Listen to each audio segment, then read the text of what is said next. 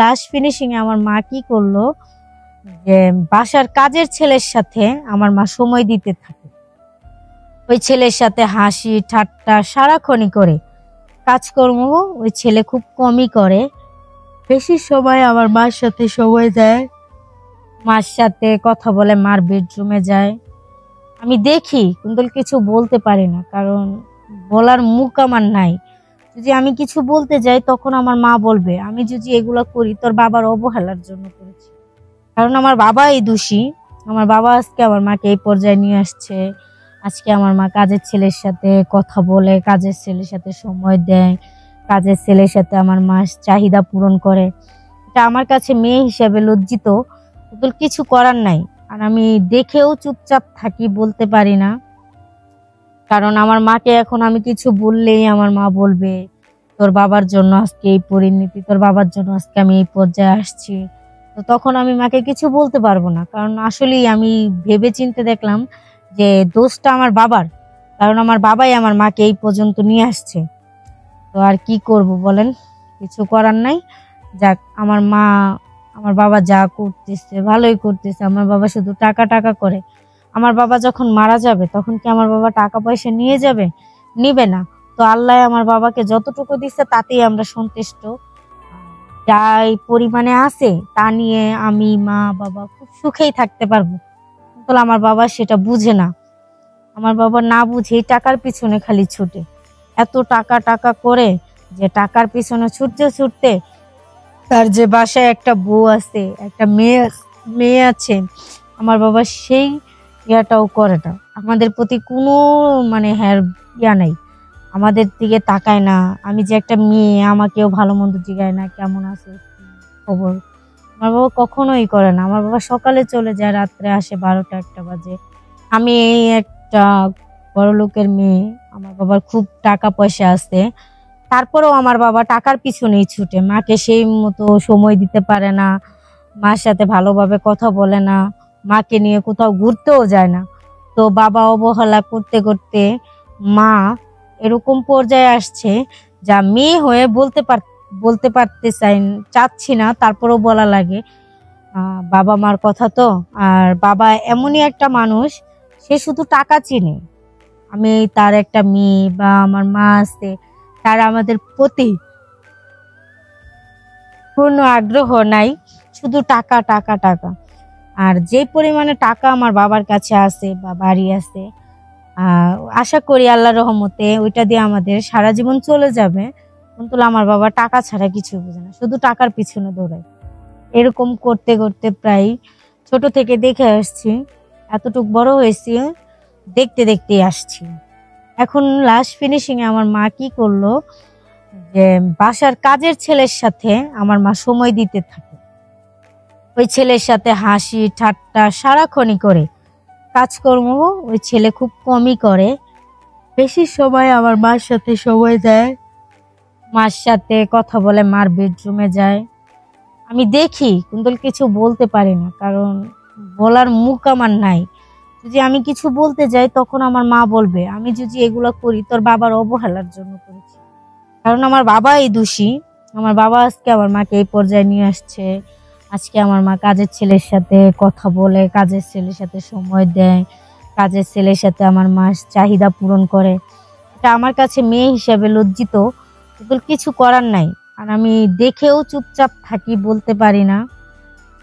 কারণ আমার মাকে এখন আমি কিছু বললেই আমার মা বলবে তোর বাবার জন্য আজকে এই পরিণতি, তোর বাবার জন্য আজকে আমি এই পর্যায়ে আসছি।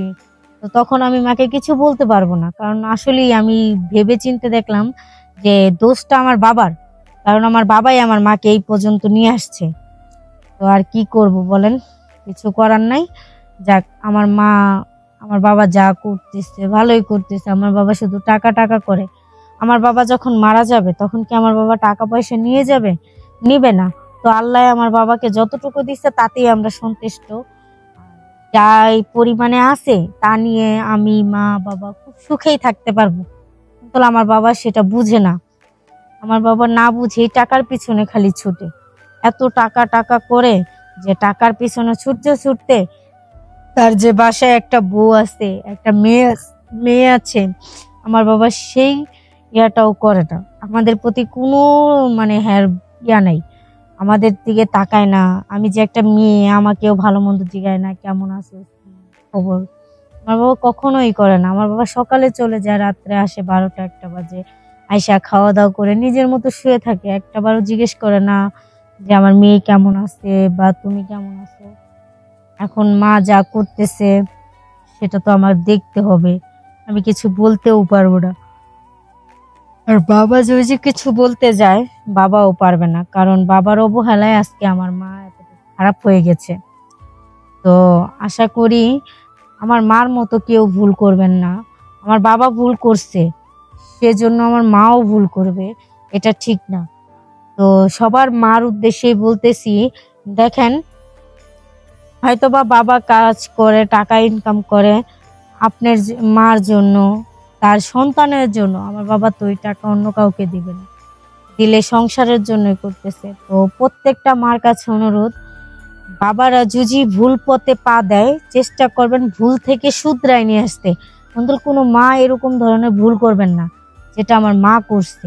আমার মার জন্য আজকে আমার খুব কষ্ট হয়, খুব রাগ হয়, কিন্তু কিছু করার নাই। আমার মা কষ্ট পেতে পেতে আজকে এইটুকু আসছে। কোনো মা এই কাজটা করবেন না। আমার মা যে কাজটা করছে, আমার মা সেটা ভালো করে নেয়। আমার বাবা হয়তো বা খারাপ করতেছে, আমার বাবা খারাপ, তাহলে আমার মা তো আর খারাপ না, আমার মাকে খারাপ বানাইছে আমার বাবা। তো আশা করি সবাই ভালো থাকবেন। আমার এই ভিডিওটা যারা যারা দেখতেছেন সবাই লাইক কমেন্ট শেয়ার করবেন, আর আমার মার জন্য সবাই দোয়া করবেন, ভালোবাসা রাখবেন। আর আমার বাবাদের উদ্দেশ্যে বলি, যারা বাবা আছেন তাদের কাছে একটাই অনুরোধ, টাকা পিছনে ছুটেন, সমস্যা নাই, কিন্তু ঘরে বউ বাচ্চা সবাইকে ভালো রেখে পরে টাকার পিছনে ছুটেন। কারণ বাবাদের উদ্দেশ্যেই বলি, বাবাদের একটু ভুলের জন্য সন্তানের ক্ষতি হয়, সন্তান বেলাইনে চলে যায়, মা বেলাইনে চলে যায়। তো বাবা মা দুজনের উদ্দেশ্যেই বলি, আপনারা দুজনেই চেষ্টা করবেন দুজনকে সব সময় ভালো রাখতে, কেউ কারো প্রতি রাগ অভিমান করবেন না। আজকে আমার বাবা যে কাজটা করছে সেটার জন্য আমার মা ভুল পথে পা দিচ্ছে। আর সব মাদেরও বলি, বাবাদেরও বলি, আমার বাবা মার মতো কেউ এরকম ধরনের ভুল করবেন না। একটা ভুলের জন্য আমরা মেয়েদের খুব কষ্ট হয়, কারণ রাস্তায় যদি যাই, কেউ যদি দেখে বলবে যে অমুকের মেয়ে এরকম, মা এরকম হইলে মেয়েটাও ওরকম, তাইলে মার জন্য বাবার জন্য মেয়েদের বদনাম হয়।